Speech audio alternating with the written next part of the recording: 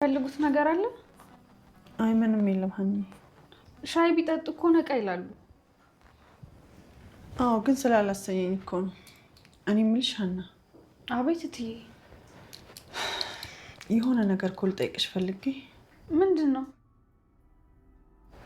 እንደው ግን አደራሽ ተሳስተሽ ለሰላምዬ እንዳትነግሪያት። አረ ችግር የለውም እትዬ፣ ይጠይቁኝ። እሺ አረፍ በይ። እሺ ምንድን ነው እትዬ? ይኸውልሽ ሀና፣ እንደው አደራሽን አላቅም እንዳትዪ። የሰላም ህመም ግን ምንድን ነው?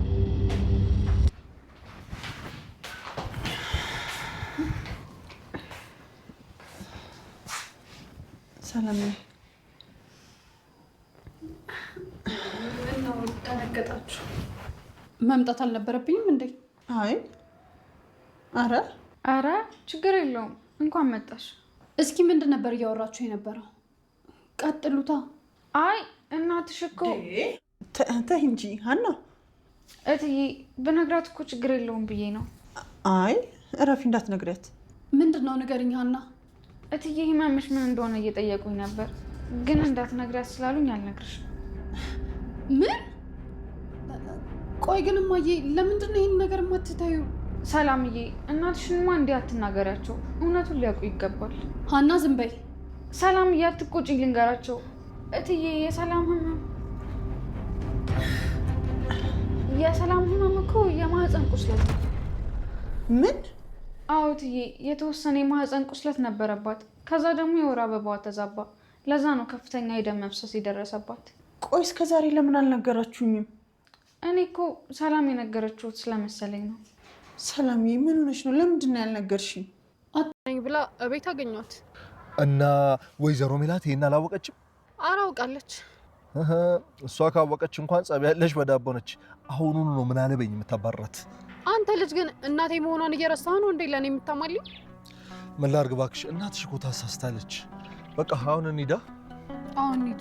ግን አንቆይማ። ምን ትቀልጃለሽ? ቤት አንገነባ ግብት ትትን። ሰላም ወደሽ ሳይሆን በግድ ስልኬን ታነሻለሽ።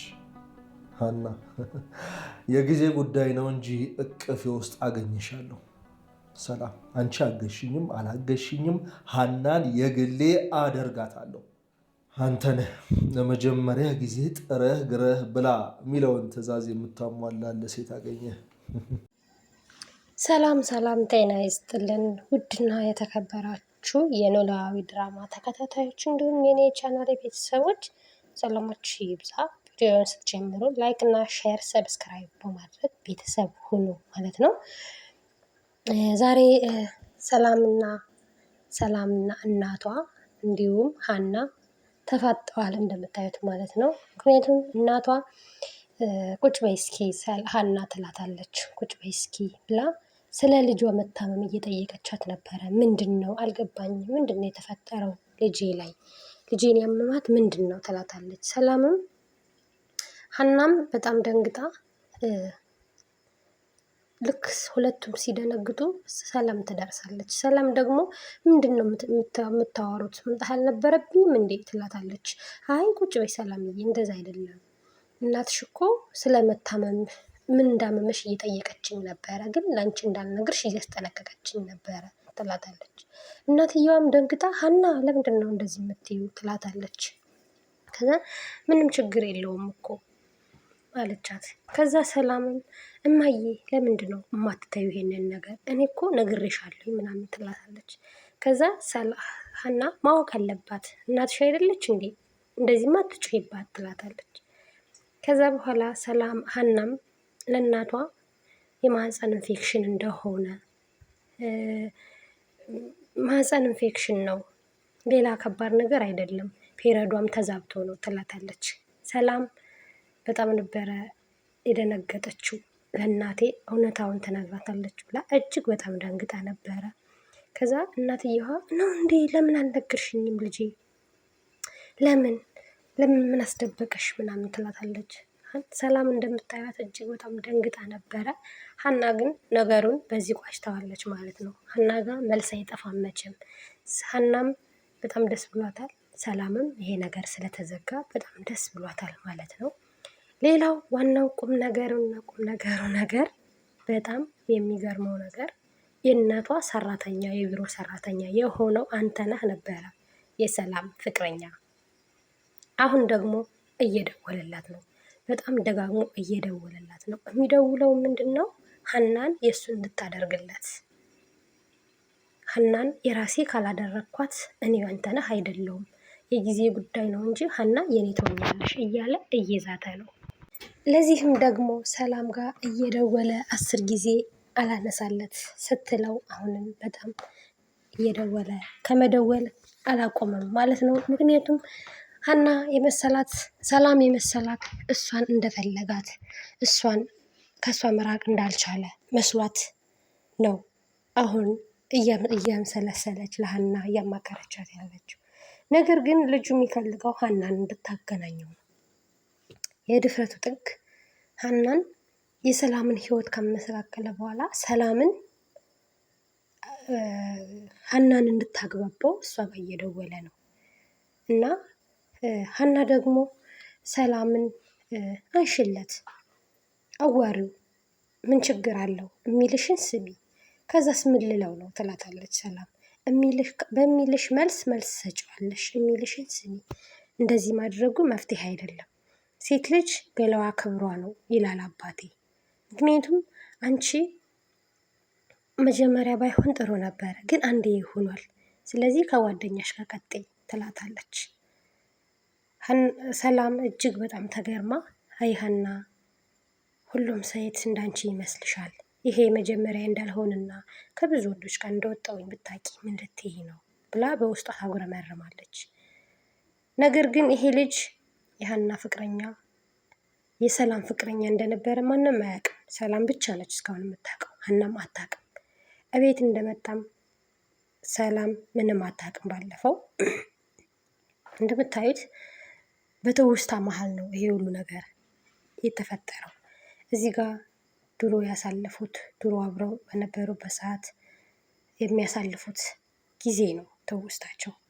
እና አንተነህ የሰላም ፍቅረኛ ነበረ። ሰላምም ያረገዘችው ከአንተነህ ነበረ።